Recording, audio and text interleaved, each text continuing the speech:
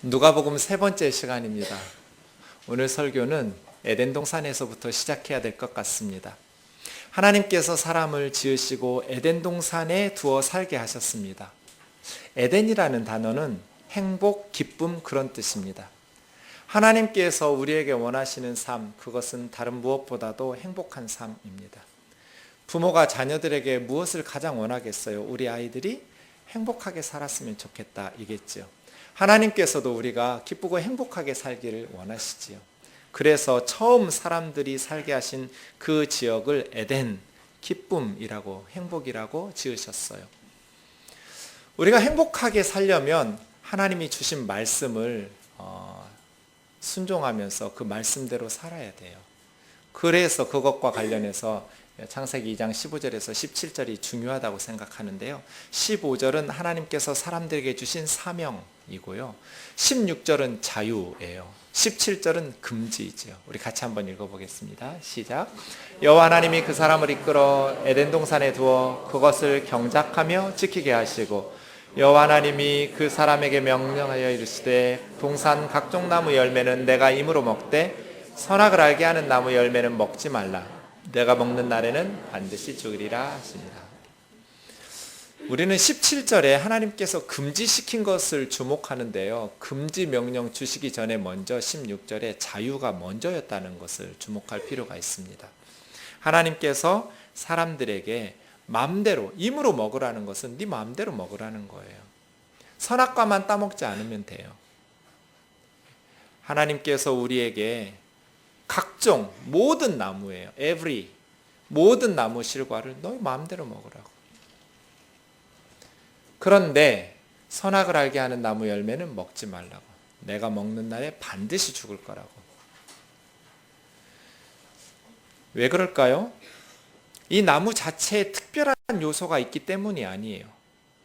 하나님께서는 다른 나무를 지목하시고 그 나무 먹으면 죽는다고 하셨어도 똑같았을 거예요. 나무가 특이해서가 아니라 그것을 따먹는 행위가 문제이기 때문이죠. 우리가 에덴 동산에서 살려면 하나님이 우리에게 베푸시는 은혜 안에서 행복하고 기쁘게 살려면 선악과를 따먹지 말라는 말씀처럼 하나님의 말씀에 순종해야 돼요. 하나님의 말씀에 순종한다라는 것은 하나님을 하나님으로 인정한다는 뜻이에요. 하나님을 하나님의 자리에서 끌어내리고 그 자리에 내가 앉아서 내가 내 인생의 하나님이 되고 내가 내 인생의 주인이 되니까 불행하기 시작한 거예요.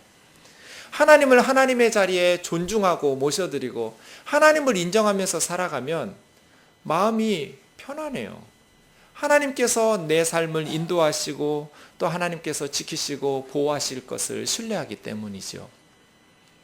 근데 내가 하나님의 자리에 앉으면 불안해져요. 형통할 때는 괜찮을지 모르겠지만 내 힘으로 감당할 수 없는 일들이 벌어지면 너무너무 고통스럽게 되죠. 하나님을 하나님의 자리에서 끌어내려 버렸으니 이제는 누굴 믿고 살겠어요? 그래서예요. 선악과를 따먹지 말라라는 것은 하나님의 말씀에 순종하면서 살아라.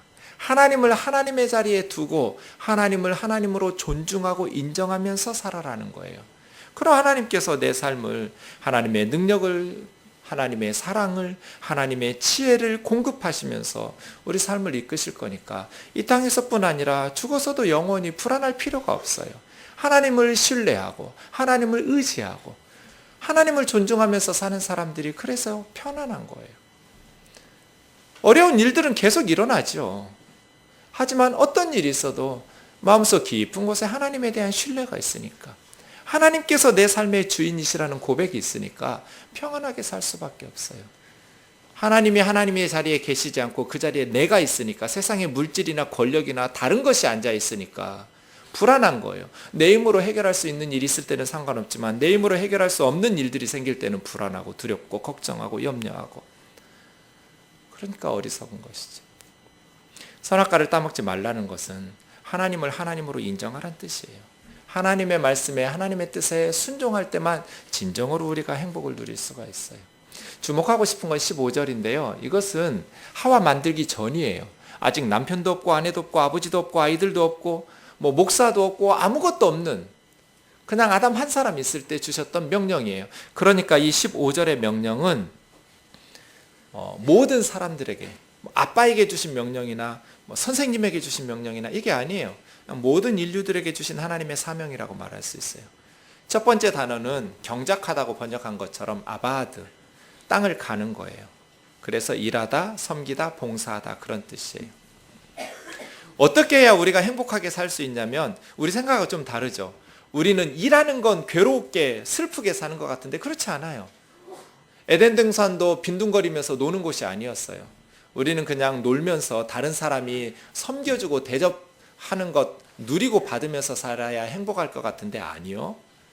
우리가 에덴 행복의 동산에서 살고 싶으면 땀 흘려 일하고 또 다른 사람을 섬기고 봉사할 때예요. 두 번째는 샤마르예요. 샤마르라는 말은 적군이 쳐들어오나 오지 않나 높은 곳에서 망보는 거예요. 그래서 이 단어는 지키다, 보존하다, 보호하다 그런 의미예요. 에덴 동산도 안전한 곳이 아니었어요. 오늘 말씀 보면 사탄이 예수님도 유혹하고 시험하잖아요. 안전하지 않아요. 그래서 우리가 행복하게 살려면 지켜야 돼요. 가정도 지켜야 되고 교회도 지켜야 되고 나라도 지켜야 돼요. 재물도 지켜야 되고 건강도 지켜야 되고 신앙도 지켜야 돼요. 그래야 행복하게 살 수 있어요. 이 세상은 그냥 낭만적인 안전한 곳이 아니에요. 원수가 유혹하고 시험하는 곳이에요.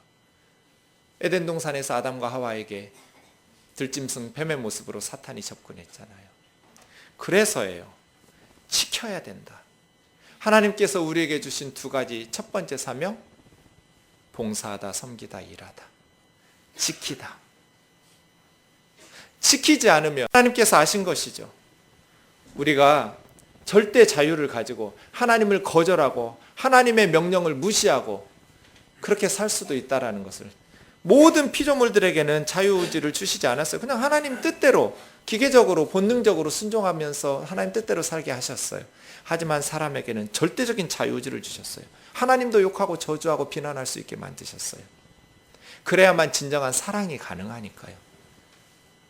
인형 꾹 눌러서 I love you 하는 인형 보고 감동받는 사람 누가 있어요? 그건 기계음인데요. 하나님께서 사람들을 하나님 사랑할 수밖에, 순종할 수밖에 없도록 만들어 놓으시고 순종하는 그 순종이 뭐가 감동적이겠어요? 그 사랑이 무슨 감동이 있겠어요? 그건 로봇이죠. 기계음에 불과해요. 사랑은, 순종은 순종하지 않을 수 있는 자유와 사랑하지 않을 수 있는 자유가 있어야 진정한 사랑이 가능한 거예요. 사람들에게 그렇게 자유를 주시다 보니 이제 그 자유를 남용하고 하나님도 무시하고 거부하고 끌어내리고 자기 스스로 하나님이 되고 신이 되고 그렇게 살 것 경계하시는 거죠. 지켜라 너의 자리를, 지켜라 너의 믿음을, 지켜라 너의 삶을. 지켜야 돼요. 지키지 않으면 불행해져요. 그런 의미에서 오늘 말씀이 예수님에게까지 접근해서 사탄이 넘어뜨리려고 했다라는 것, 우리는 말할 것도 없어요. 저와 여러분이 하나님 은혜 안에서 행복하게 살려면 지킬 것을 지켜야 돼요. 싸워서 이겨야 될 것들은 이겨야 돼요.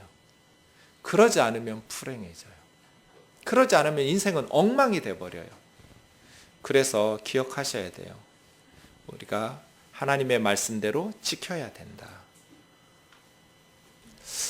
예수님의 시험 본문인데요. 이 본문이 중요한 이유는 예수님께서 이 말씀을 통해서 무엇을 지키려고 하셨는지, 또 사탄은 무엇을 지키지 못하도록 사탄의 유혹이 무엇인지, 예수님께서는 그 사탄의 유혹에 맞서 싸워서 이기고 지키려고 하셨던 것이 무엇인지, 예수님이 지키려고 했던 것과 거부하신 것이 무엇인지를 가르쳐주는 본문이기 때문에 이 말씀은, 오늘 본문이 예수님이 어떤 메시아였는지, 예수님이 우리에게 주시고 싶었던 것은 무엇이었는지를 알 수 있는 아주 중요한 본문이라는 거예요. 우리도 예수님처럼 지킬 것을 지키고 사탄이 유혹하지만 그것을 거부할 수 있도록 말씀을 통해서 통찰력을, 지혜를 얻어야 되겠습니다. 먼저 1, 2절을 같이 읽어보겠습니다. 시작. 예수께서 성령의 충만함을 입어 요단강에서 돌아오사 광야에서 40일 동안 성령에게 이끌리시며 마귀에게 시험을 받으시더라. 이 모든 날에 아무것도 잡수시지 아니하시니 날수가 다함에 줄이신지라. 요단강에서 예수님께서 세례 요한에게 세례 받으시고 돌아오셨어요. 근데 광야에서 40일 동안 성령의 충만하심을 가지고 사탄에게 시험을 받으셨어요. 여러분, 이 본문이 좀 분위기가 비슷한 분위기 생각나는 구절 없으세요? 구약 성경을 알고 있는 사람들이라면 광야하면 이스라엘 백성들이 모세 인도를 따라서 출애굽한 후에 약속의 땅 가나안으로 가는 40년의 광야를 생각할 거예요. 예수님께서 이스라엘 백성들처럼 광야로 가셨어요. 그런데 40일 동안 아무것도 드시지 않았다고 그랬어요. 신명기 9장 9절 보세요. 모세가 광야에서 시내산 언약을 맺을 때 시내산 꼭대기에 올라가서 두 돌판들의 10계명의 말씀들을 기록해서 내려올 때 40주야를 아무것도 먹지도 마시지도 않았어요. 예수님처럼. 그러니까 오늘 말씀의 분위기가 마치 광야 분위기예요. 이스라엘 백성들 말이에요. 출애굽한 이스라엘 백성들처럼 광야로 가셨고 모세처럼 40일 동안 아무것도 드시지 않으셨고 그러면서 돌판을 말씀을 기록한 10계명의 두 돌판 가지고 왔더니 사탄은 돌을 가지고 떡을 만들어 먹으라고 그러고 이런 단어들, 표현들, 분위기들이 구약의 이스라엘 백성들의 광야 사건을 연상시켜줘요. 첫 번째 유혹을 보도록 하겠습니다. 3절과 4절 같이 읽지요. 시작. 마귀가 이르되 내가 만일 하나님의 아들이거든 이 돌들에게 명하여 떡이 되게 하라. 예수께서 대답하시되 기록된 바 사람이 떡으로만 살 것이 아니라. 첫 번째 시험은 뭐예요? 사탄이 첫 번째로 예수님을 무너뜨리려고 했던 것은 뭐예요? 떡을 주는 메시아가 되라는 거예요. 40일 동안 굶주리시니까 배가 고프면 떡을 만들어 먹으라는 것이죠.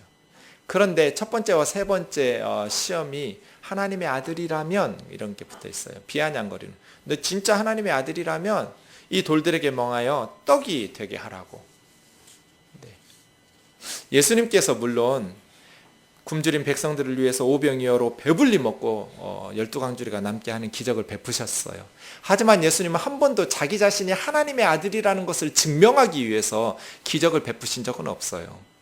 사람들에게 자신을 드러내고 하나님의 아들이라는 것을 과시하기 위해서 예수님께서 기적을 베푸신 적이 없어요. 사탄은 지금 네가 하나님의 아들 아니냐고. 그럼 이 돌들에게 명해서 떡을 만들라고. 떡을 주는 메시아. 사람들이 예수님에게 가장 원하는 게 뭐겠어요? 떡이에요, 떡. 경제. 예수님은 떡을 주러 오신 메시아가 아니란 뜻이에요. 사람이 떡으로만 살 것이 아니라는 말씀. 신명기 8장 3절인데요. 사람이 떡으로만 사는 것이 아니요. 그럼 뭘로 살아요? 여호와의 입에서 나오는 모든 말씀으로. 떡 필요하죠. 안 먹으면 죽어요. 그러니까 떡은 필요 없어가 아니에요. 떡도 필요하지만 다른 짐승들은 떡만 있어도 행복할지 모르나 사람은 떡으로만 진정한 인생을 살 수 없다. 뭐가 반드시 필요해요? 하나님의 말씀이 필요해요. 왜요? 우리는 육만 가지고 살지 않기 때문에 영적인 존재예요. 우리 육신의 생명을 위해서 떡을 먹는 것처럼 우리 영혼을 위해서는요, 하나님의 말씀을 먹어야 돼요. 예수님은 무엇을 주러 오신 메시아예요? 하나님의 말씀을 주러 오신 메시아예요. 떡을 주러 오신 분이 아니에요. 메시아가 다녀갔어요? 뭐가 달라졌어요? 세상의 구원자라는데, 메시아인 세상의 구원자가 다녀갔는데 여전히 이스라엘 백성들은 굶주리고 있어요. 로마의 지배 아래서 신음하고 있어요. 도대체 뭘 구원한 거예요? 예수님이 오셔서 하신 게 뭐가 있어요? 사람들이 그래서 예수님 메시아로 인정하지 않은 거예요. 이스라엘 사람들조차도 예수님을 메시아인 줄 몰라 봤어요. 왜요? 그들이 원한 구원은 떡이었으니까요. 그러나 예수님은 사람이 떡으로만 살 것이 아니라고. 하나님의 입에서 나오는 모든 말씀으로 사는 것이라고. 그런데 놀랍게 사탄은 출애굽 광야 사건을 연상시킨다고 그랬죠? 떡을 만들라고. 다른 무엇도 아니고요. 돌로 떡을 만들어라. 그 돌로 하나님의 말씀이 기록되어 있었잖아요. 모세 두 돌판에는 그러니까 말씀을 가지고 떡을 만들어 먹으라는 거예요. 하나님의 말씀 내팽개치고 떡을 만들어 주라는 거예요. 그럼 사람들이 하나님의 아들이라고 환호성할 거예요. 히틀러를 하일 히틀러 그랬어요. 독일 사람들이. 하일이라는 말은 구원자란 뜻이에요. 왜 히틀러를 구원자라고 사람들이 외쳤을까요? 경제 문제를 해결했기 때문이에요. 떡을 줬기 때문이죠. 물론 부당한 방법으로 유태인들, 다른 사람들 다 몰아내고 그 일자리 주고 그 돈 뺏어서 풀어버리니까 독일 사람들은 경제 문제가 해결됐겠죠. 그러면 하나님의 아들이라고 구원자라고 하일! No. 나는 떡을 주는 메시아가 아니다. 하나님의 말씀을 먹이러 온 메시아라고. 예수님께서 지키려고 하셨던 것이 뭐예요?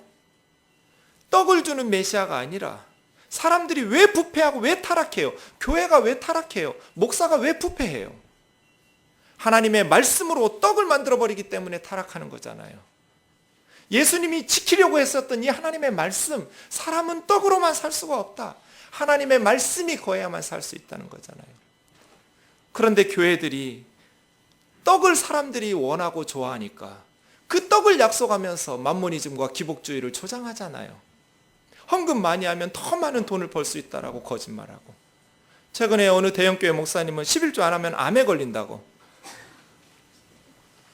11조 안 하는 성도는 암에 걸린다고 말하면 여러분처럼 이렇게 웃어야 하잖아요. 그런데 수만 명의 성도들이 아멘하고 있어요. 건물에 불이 났으면 뛰쳐나와야 타 죽지 않죠. 제가 이상한 설교하면 저를 쫓아내든지 뜨인 돌 건물에서 뛰쳐나가야 여러분이 살죠. 그런데 거기서 계속 아멘하고 있으면 어떡해요? 뭐예요? 하나님의 말씀이 기록된 돌판을 떡으로 만들어 먹으라고. 그래서 교회가 타락하는 거잖아요. 물질이 필요하죠. 하지만 더 중요한 것, 예수님께서 우리에게 주시기를 더 원하셨던 것, 그건 하나님의 진리의 말씀이에요. 그런데 성도님들이 하나님의 말씀을 갈급해하지를 않아요. 하루 종일 머릿속에 고민과 생각이, 기도가 떡밖에 없어요. 떡. 어떻게 하면 떡을 더 많이 가질까? 어떻게 하면 더 많이 가질까? 떡을 먹지 않으면 배고픔을 느껴요. 건강한 사람이라면요. 하나님의 말씀을 먹지 않으면 우리 영혼이 굶주림을 느껴야 되는데 느끼지가 않아요. 어느 목사님이 신방 갔다가 우연히 그 부엌에서 물 따라 마시려고 부엌에 갔더니 부엌에 그 집사님 칠판이 있었대요. 그 칠판에 메모해 놨는데 몇 월 며칠 목사님 신방 성경에서 먼지를 털 것. 집에서 성경 안 읽는 거예요. 그러니까 목사님 신방 오니까 먼지 털으라는 거예요. 성경에. 근데 그걸 지우는 걸 깜빡한 거죠. 여러분 집에 성경은 어떤 상태예요? 모르긴 몰라도 많이 먼지 쌓여 있을걸요? 성도들이 하나님의 말씀에 대한 갈급함은 없어요. 그냥 떡밖에 관심이 없어요. 떡이 필요해요. 하지만 떡보다 더 사모하고 추구해야 될 것은 하나님의 말씀이에요. 하나님의 말씀. 그래야 우리가 살아요. 그래야 이 험한 세상에서 이길 수 있어요.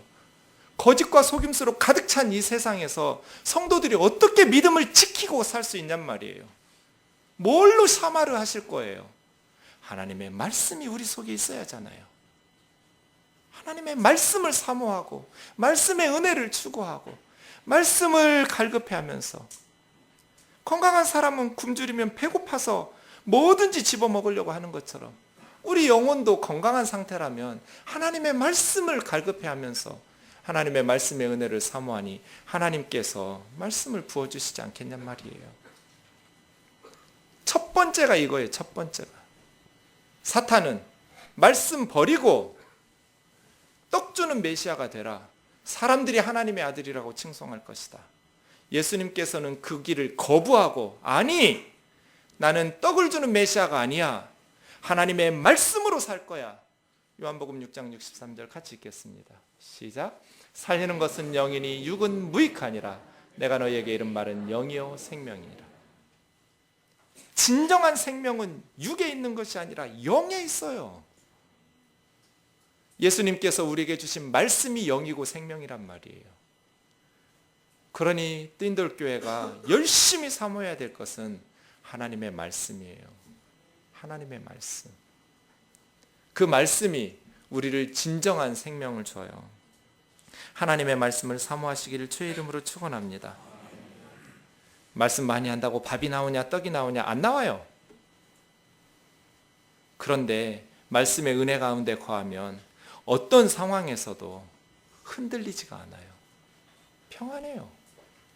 말씀이 인도하시는 대로 살아가기 때문에 늘 승리하면서 하나님과 동행하면서 살아갈 수 있죠. 성령님께서 우리를 이끌어 가시는 무기는 말씀이에요. 말씀이 있어야 그 말씀의 진리로 성령님께서 우리를 인도하시죠. 말씀이 없으니 뭘로 인도하시겠어요? 세상의 가치관으로 인도하실 수는 없잖아요. 하나님의 말씀이 성도들의 심령 속에 가득할수록 성령님께서 우리를 인도하시는 것이죠. 경제 중요해요. 그러나 너무 경제 하지 마세요. 경제가 모든 것은 아니에요. 경제보다 중요한 가치들은 얼마든지 많이 있어요. 하나님의 말씀의 진리 가운데 거해야 그 물질도 바르게 쓸 수 있는 거예요. 먼저 추구해야 될 것은 하나님의 말씀의 진리예요. 사람은 떡으로만 살 수 없어요. 하나님의 입에서 나오는 모든 말씀으로 사는 존재이기 때문에 그렇죠. 두 번째 시험 5절에서 8절 우리 같이 읽겠습니다. 시작. 또 마귀가 또 예수를 이끌고 올라가서 순식간에 천하만국을 보이며 이르되 이 모든 권위와 그 영광을 내가 내게 주리라. 이것은 내게 넘겨준 것이므로 내가 원하는 자에게 주노라. 그러므로 내가 만일 내게 절하면 다 내 것이 되리라. 예수께서 대답하여 이르시되 기록된 바 주 너희 하나님께 경배하고 다만 그를 섬기라 하였느니라. 요한복음 8장 44절 예수님 말씀 좀 보세요. 마귀는 처음부터 살인한 자요 진리가 그 속에 없으므로 진리에 서지 못하고 거짓을 말할 때마다 제 것으로 말하나니 이는 그가 거짓말장이요 거짓의 아비가 되었습니다. 마귀는 거짓을 계속 생산해내는 거짓의 아비예요. 그 앞에 구절 보세요. 천하만국을 보여주시면서 이 모든 권위와 영광을 내가 너에게 줄 것이다.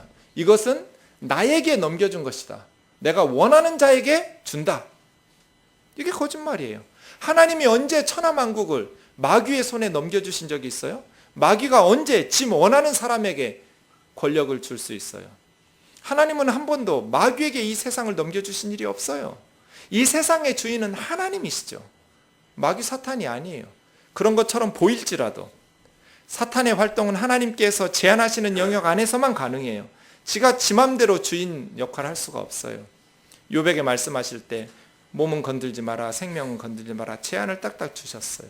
사탄이 활동할 수 있는 것 하나님께서 허용하시는 범위 내에서. 사탄은 이 세상을 지가 원하는 대로 주는 수 있는 게 아니에요. 예수 네가 나에게 절하면 이 천하만국을 너에게 주겠다는 거예요. 어떤 메시아 되라는 거예요? 천하만국을 다스리는 메시아가 되라는 거예요. 이 세상을 구원하려면 이 천하만국을 다스리는 권력이 있어야지 않느냐는 거예요. 예수님께서 거부하셨어요. 6장 13절 말씀 신명기 말씀으로 내 하나님 여호와를 경외하며 그를 섬기라고. 기록된 바 하나님을 경배하고 다만 그를 섬기라고 말씀하셨다.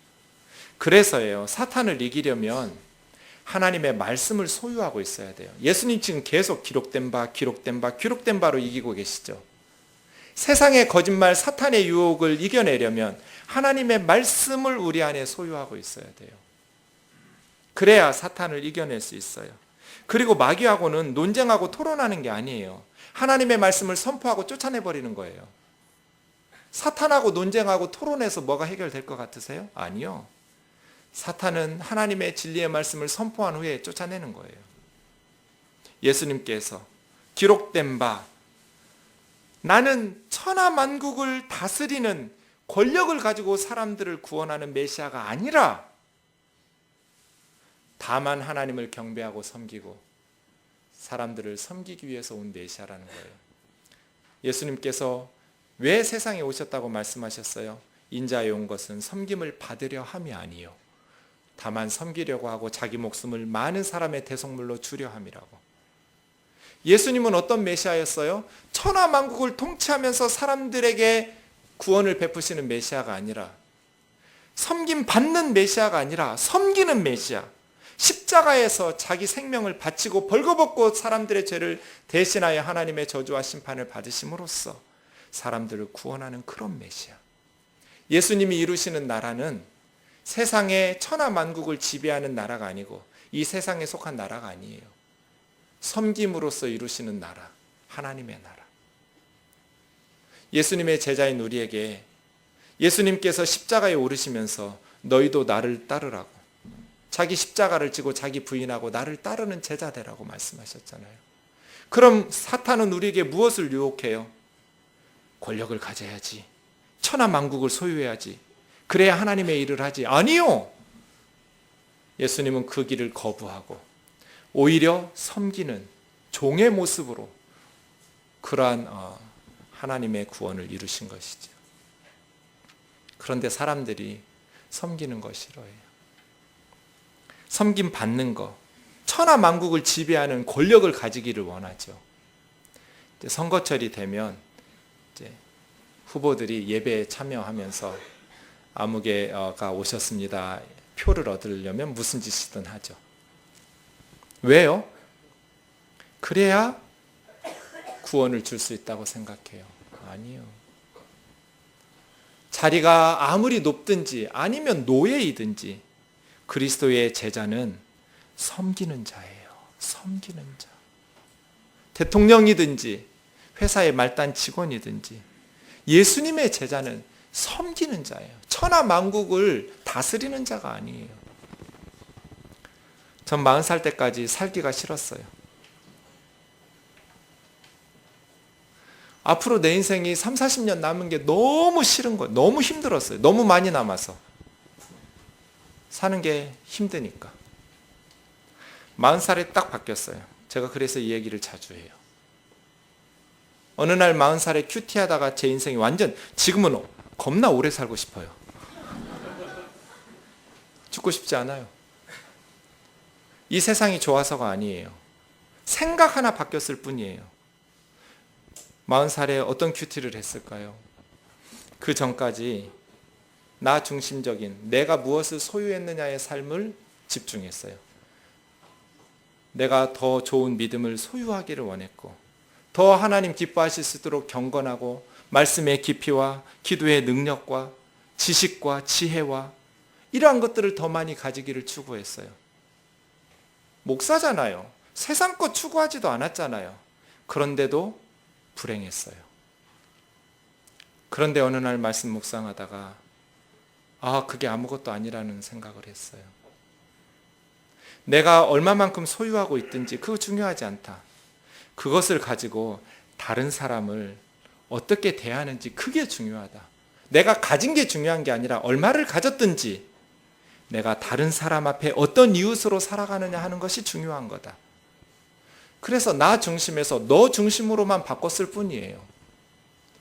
그랬더니 저의 하루하루가 값이 있어졌어요. 예전에는 더 많은 성경 지식을 가지고 더 많은 기도를 하고 그런데도 행복한 줄을 몰랐는데 이제 말씀 연구하는 시간에, 기도하는 시간에 좀 줄이고 내가 만나는 사람들에게 말씀 연구해야 되니까 시간이 없어서 안 됩니다, 이 소리 안 하고 그래요? 하고 가서 함께 놀고 함께 들어주고 함께 한숨 쉬고 울고 웃고 하면서 봤더니 너무 내 인생이 하루하루가 뿌듯하게 지나가는 거예요. 그래서 살고 싶어졌어요. 요즘 노숙 오래 하신 형님 한 분 친구가 됐어요. 오래 양재천 밑에서 노숙을 하셨는데 같이 하셨던 분이 암으로 돌아가셨어요, 최근에. 그래서 자기가 암에 걸려 죽을 것 같은 두려움이 있으니 거기서 못 자고 꽃시장에서 텐트 치고 잤는데 신고하니까 서초구청 직원들이 텐트 걷어가 버려서 이 추운 겨울에 어디 갈 데가 없어서 거기서 일하시는 우리 집사님들이 교회 구제국에 연락해서 전 몰랐어요. 고시원에 방을 얻어드리고 돌봤어요. 한참 후에 그걸 알게 돼서 제가 찾아뵀어요. 냄새가, 노숙을 너무 오래 하셨으니까요. 그 머리가 좀 이렇게 문제가 있으셔요. 그 대화가, 현재 대화가 안 돼요. 옛날 얘기만 해요. 죽을 공포심이 있고 아프다니까 병원에 데려가야 하잖아요. 그동안 노숙해서 건강보험증이 없어요. 이제 고시원을 주소 삼아서 건강보험증을 만들어 드렸어요. 병원에 갈 수 있게 됐어요. 형님 어디가 아프세요? 50대 초반이에요. 어디가 아프냐고 물으면 어디가 아프다고 말해야 하잖아요. 근데 초등학교 다닐 때 친구가 등을 발로 찼대요. 40년 전 얘기하지 말고 지금 어디가 아프냐고요. 허리가 아픈 것 같기도 하고. 아프세요? 아니, 안 아픈 것 같기도 하고. 하루 종일 이런 대화해요. 치과에 갈까요? 옛날에 어금니를 뺐는데 피가 멈추지 않아가지고. 지금은요? 그때 피가 뺐는데 멈추지 않아가지고. 사람을 미치게 하는 은사가 있어요. 이러고 놀아요.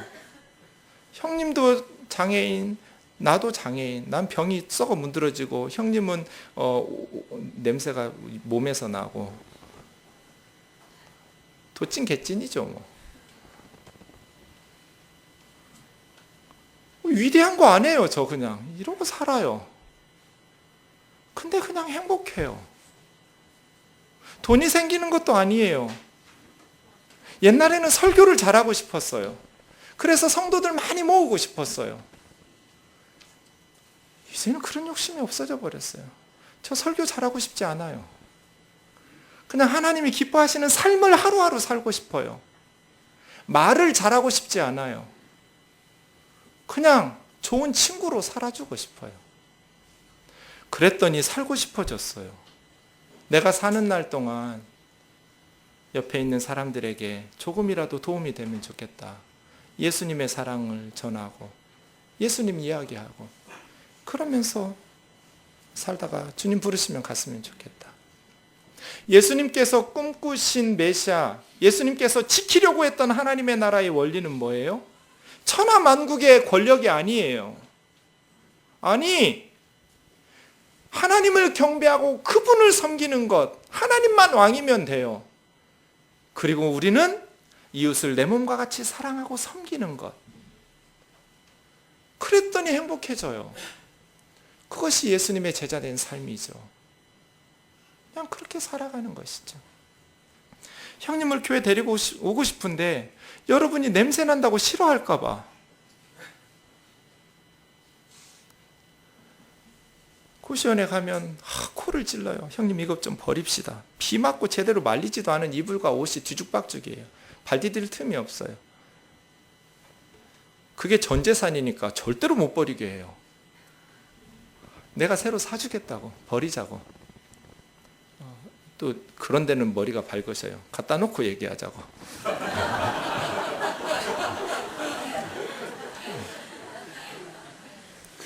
제 차에 지금 새 이불이 있어요.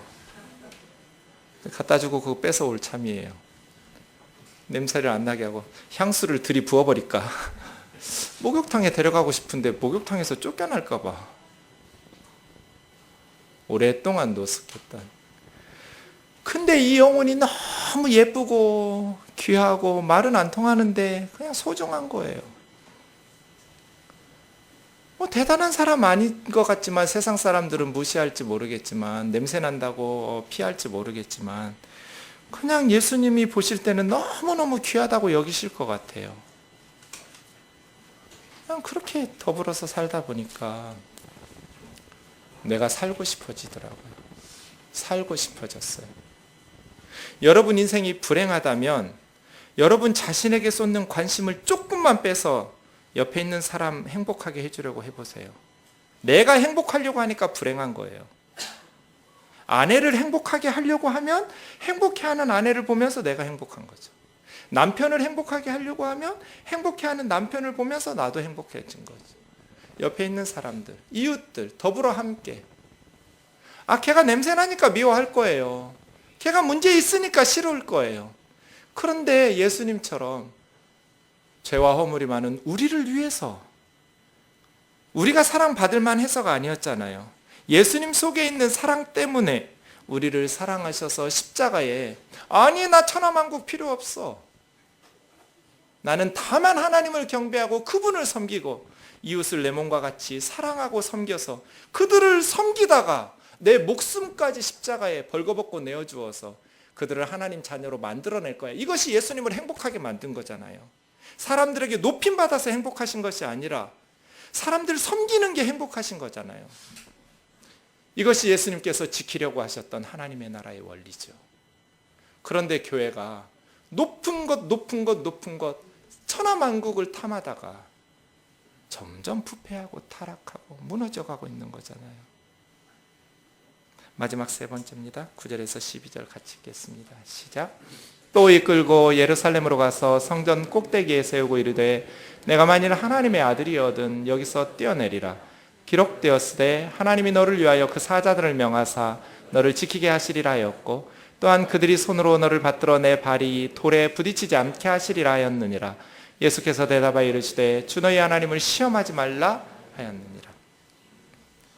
마지막 시험은 산꼭대기 높은 곳에 올라가서 뛰어내리라는 거예요. 그런데 기록되었으되 여러분 사탄이 교활하다라는 것을 기억하셔야 돼요. 사탄은 무서운 존재가 아니에요. 교활한 놈이에요. 우리가 말씀으로 물리치면 절대로 우리를 넘어뜨릴 수 없어요. 우리가 사탄에게 지는 이유는 우리가 타협하고 사탄에게 지도록 허용하기 때문이에요. 사탄은 억지로 우리를 무너뜨릴 수가 없어요. 유혹하는 거지 무너뜨리는 게 아니에요. 근데 사탄은 예수님께서 2번 연속해서 신명기 말씀으로 기록되었으대로 물리치니까 이제 세 번째 지도 기록되었으되 성경 인용하고 있잖아요. 이렇게 교활해요. 하나님이 너를 위하여 사자들을 명하사 너를 지키게 하시리라 하였고 그 사자들이 천사들이 손으로 너를 받들어 내 발이 돌에 부딪히지 않게 하리라 하였느니라. 사탄이 말씀을 인용하긴 하는데 제대로 인용하지를 않아요. 그럼 제대로 사탄이 인용한 말씀이 무슨 뜻이었는지 시편 91편 9절에서 12절 보시죠. 시편의 원래 말씀은 이런 뜻이에요. 너가 만일 여호와는 나의 피난처시라 하고 지존하신 하나님을 너의 거처로 삼는다면 화가 너에게 미치지 못하고 재앙이 너의 집에 가까이 오지 못하리니 하나님께서 너를 위하여 천사들을 명령하셔서 너의 모든 길에서 너를 지키시고 그들이 손으로 너를 붙들어서 발이 돌에 부딪히지 않게 하리라. 높은 성전 꼭대기에서 뛰어내리면 발이 돌에 부딪히지 않게 천사들이 붙들어준다는 말이 아니고요. 하나님을 피난처로 삼고 지존자를 거처로 삼으면 모든 길에서 하나님께서 천사들을 통해서 우리를 지키시고 보호하셔서 발이 돌에 부딪히지 않게 하시겠다. 높은 데서 뛰어내리면 부딪히지 않는 게 아니잖아요. 모든 길에서 이런 거 빼버리는 거예요. 말씀을 원래 말씀대로 인용하지 않고 넣었다 뺐다 하면서 자기 뜻대로 악용하는 것이죠. 사탄을 이기려면 말씀을 소유해야 된다. 그런데 여기에도 주의해야 될 것이 있어요. 말씀을 바르게 하셔야 돼요. 그렇지 않으면 이단들처럼 성경 가지고 성도들을 낚아가 버리는 거예요. 문맥 무시하고 성경에서 하시고 싶은 말씀 제대로 안 하고 세상에 한국에서 태어난 사람을 재림예수라고 해도 믿고 정말 무식하거든요. 이단들의 책들을 보면 그냥 기초적인 성경 공부만 제대로 돼 있어도 빠져나가지 않을 텐데 그게 안 되니까 교회에서는 성경을 안 가르쳐주고 그래서 넘어가는 거예요. 이단들의 성경 해석의 문제는 히브리어 헬라어를 모른다는 거, 영어도 모른다는 거, 라틴어 모른다는 거, 한글 성경 가지고 말도 안 되게 해석해서 그 사람을 하나님으로 재림 예수로 만드는데도 한글 성경만 읽는 성도들이 빠져넘어가는 거예요. 성경 바르게 해석하면 절대로 이단에 빠질 수가 없어요. 사탄 하는 짓 보세요. 시편 91편에서 전혀 하지도 않은 얘기. 네가 높은 곳에서 뛰어내리면 천사들이 네 발을 받들어서 아니요. 너의 모든 길에서 네가 하나님을 피난처로 삼으면 지키실 거라는 말씀입니다. 그래서예요. 하나님의 말씀을 바르게 알아야 된다. 예수님이 뭐라고 물리쳤어요? 사탄이 얘기하는 유혹하는 건 뭐예요?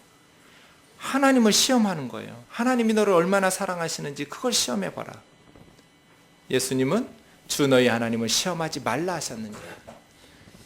신명기 6장 16절에서 18절. 너희가 마사에서 시험한 것 같이 너희 하나님 여호와를 시험하지 말고 너희 하나님 여호와께서 너희에게 명하신 명령과 증거와 규례를 삼가 지키며 여호와께서 보시기에 정직하고 선량한 일을 행하라. 그리하면 네가 복을 받고 하나님께서 약속하신 젖과 꿀이 흐르는 땅에서 복 받으면서 살게 하실 것이다. 그러니까 예수님께서 우리에게 가르쳐 주신 참된 신앙은 부주의하게 위험에 노출시키면서 하나님이 얼마나 나를 사랑하시는지 테스트하는 게 아니에요. 예수님께서 우리에게 가르쳐 주신 신앙은 어떤 상황에서도 한결같이 하나님을 신뢰하는 거예요.